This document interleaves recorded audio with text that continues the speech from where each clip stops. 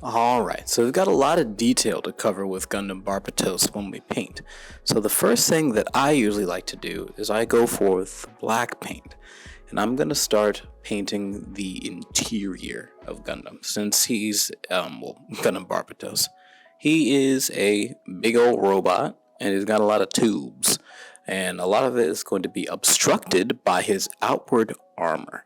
So we always like to, depict it as being like a darker area. You don't have to worry too much about the details. So take your time. You don't have to necessarily worry about like getting everything perfect and everything, but making sure that it's at least clear that this portion is going to be darkened up. All right.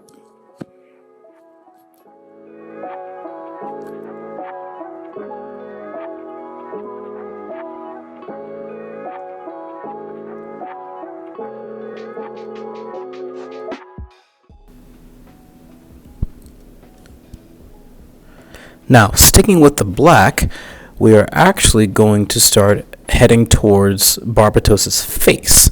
Now, it's also going to be darker over here, so be careful not to get too much on the eyes. But, once it dries, you can always just paint over it. But just try to practice painting within those lines to try to get those details nice and strong. And once we have that established, we're actually going to start peeling out into his helmet, or the crown of it. So it's not going to be like the large blades that are above this. It's going to be right underneath, and it's going to be heading right into the head, because this portion of Barbatos, we're still doing like the undercarriage of all the armor. And this is basically saying, oh, this is like the undercarriage. This is like the underside of the body. And we're going to make sure we get that with the head. Now, if you notice, right, when we had more water to the paint, sometimes it can actually be a little bit more diluted. And the more that you actually move away from the source of where you originally painted, it starts to fade into more, instead of a black, it'll start becoming a gray. So it actually has like a nice little gradient, like right when you see like, you actually can see it a little bit underneath the neck. You can see it right above the, like the fin on the right side of Barbatos, the thing that's jutting out there. You can see the gradient. So yeah.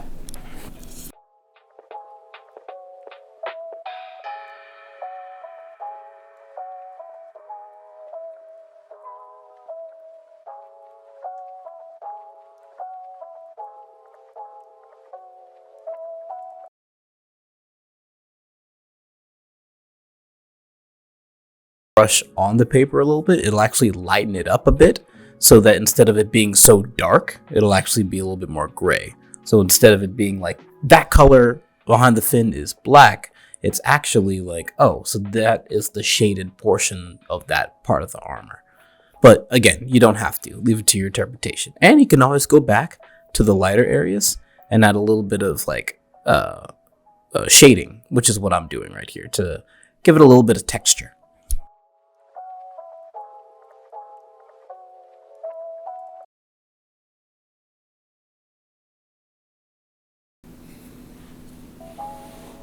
The next color we're going to go to is red. So let's start with the shoulder pad armor. Yeah. Being careful not to go into like the power button area, right? Feel free to go back and get a little bit more instead of dipping the paintbrush into water, just to make sure it has like a very, very distinct red to it. For historical sake, Gundams usually have about like 3 primary colors, and they're actually the major primary colors. It's going to be red, yellow, and blue. Those are like the main primary colors, and there's a lot of white. So, but promise you, despite there being all this white, we still have a lot more painting to do, so be patient.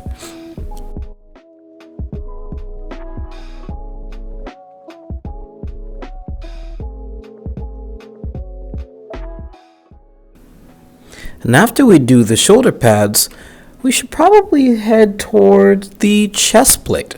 And that is going to be the color blue. The color blue. We're going to go to the chest plate and color it blue.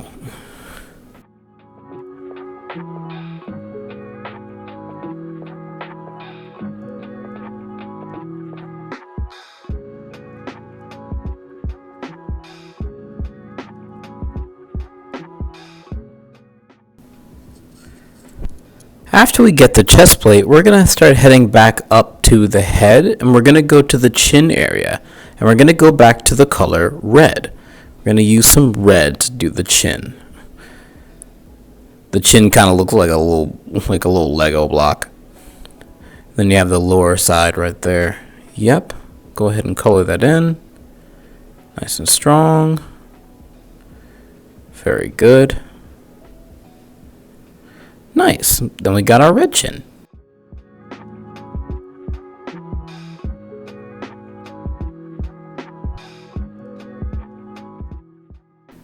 Now, for Barbatos' eye, we're going to actually head towards green this time.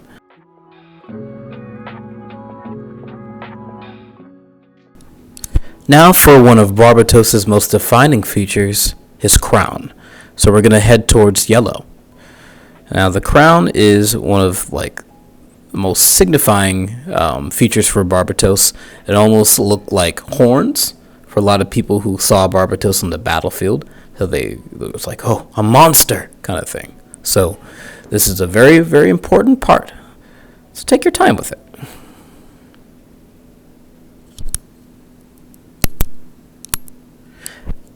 After you finish the crown, there is a little bit of yellow that we actually use for the fin that's actually on the side of Barbatos' face. So on the right side, they kind of look like arrows. So go ahead and fill those in with yellow too.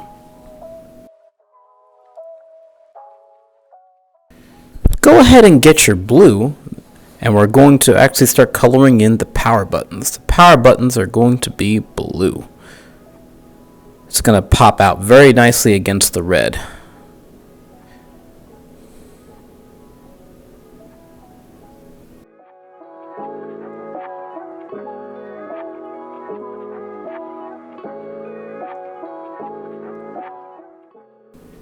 Now after we've gotten our power buttons, let's go ahead and get a little bit of the jewels that are in the front part, right next to the shoulder pauldrons. Just get some green and go ahead and fill in those little diamonds. Those little diamonds and triangles. A little bit of detail.